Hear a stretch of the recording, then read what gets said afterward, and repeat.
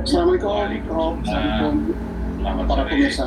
Ya, pertama saya ingin menuju ke Pak Susno Duaji terlebih dahulu. Pak Susno, 3 DPO kemudian diumumkan berubah menjadi satu nama saja yang sudah ditangkap, yaitu atas nama Peggy alias Peron. Perlukah kembali kasus ini untuk dibuka dari awal supaya runut ceritanya dari awal sehingga mungkin bisa ditemukan apa yang menjadi pertanyaan masyarakat selama ini?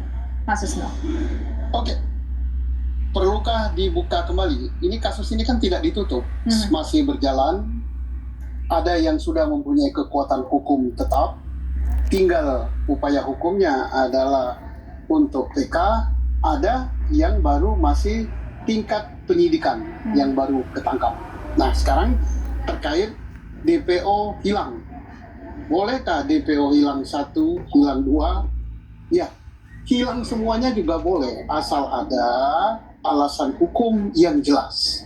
Persoalannya di sini, kita atau masyarakat belum tahu secara jelas kemana DPO yang 2. Hanya penjelasan dalam waktu yang sangat singkat, dalam kondisi yang seperti saat pers rilis di Polda dikatakan DPO hanya 1, yang 2 itu disebut asal-asalan.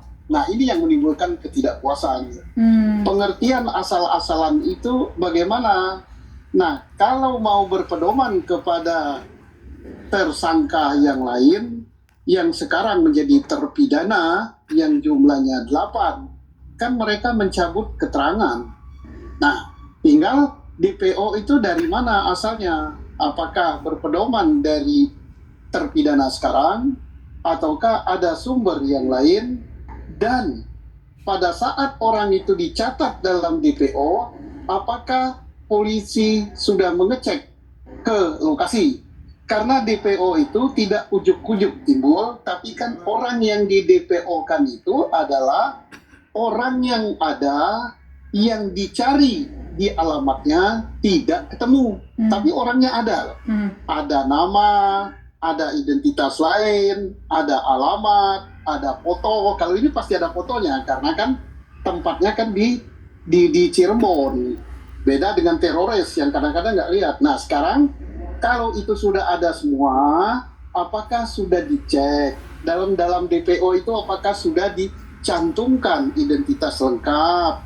Kalau sudah dicantumkan, saat pengecekan pertama ditanya orang tuanya, ditanya keluarganya, ada nggak nama itu?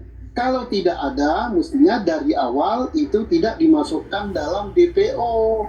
Nah, kalau dia masuk, akhirnya sampai ke sidang pengadilan, dan saya dengar-dengar itu kan termasuk di dalam salah satu dalam putusan majelis hakim. Nah, kalau sudah ada termasuk dalam putusan, untuk tersangka-tersangka yang belum ketangkap, diminta Polri untuk menangkapnya, tentunya tidak bisa dicoret serta-merta. Harus ada alasan-alasan hukum yang jelas dan berdasarkan hukum yang jelas, supaya tidak menimbulkan praduga yang macam-macam. Nah, itu pertanyaannya, Pak Susno.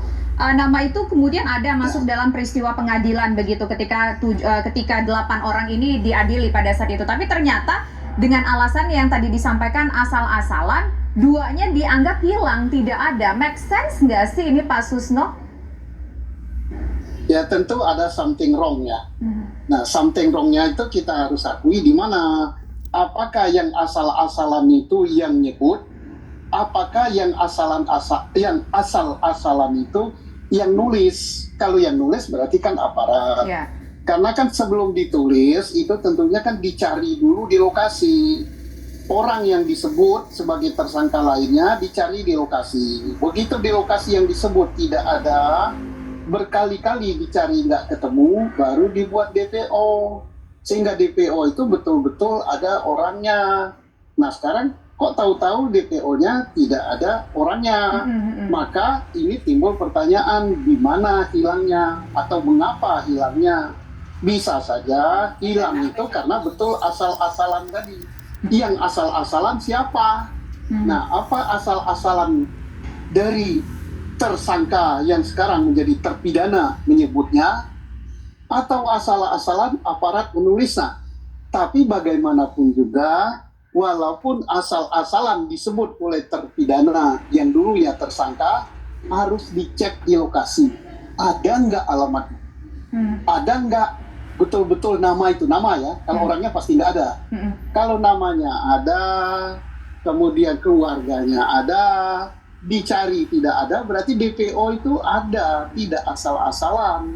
Tapi kalau saat dicek dulu, nggak ada semua, alamat nggak ada, nama itu nggak ada, ya ngapain dimasukin dalam berita acara, sehingga terbawa di dalam sidang di pengadilan. Nah ini pasti ada something wrong ya. Saya nggak mengatakan yang bersalah aparat ini, si A, si B, si C, silakan dinilai sendiri. Biarkan masyarakat yang menilai, tapi yang perlu kita garis bawahi, kalau seandainya tersangka kemudian menjadi terpidana memberikan keterangannya asal-asalan, di situ harus ada tanggung jawab dari aparat untuk meng-cross check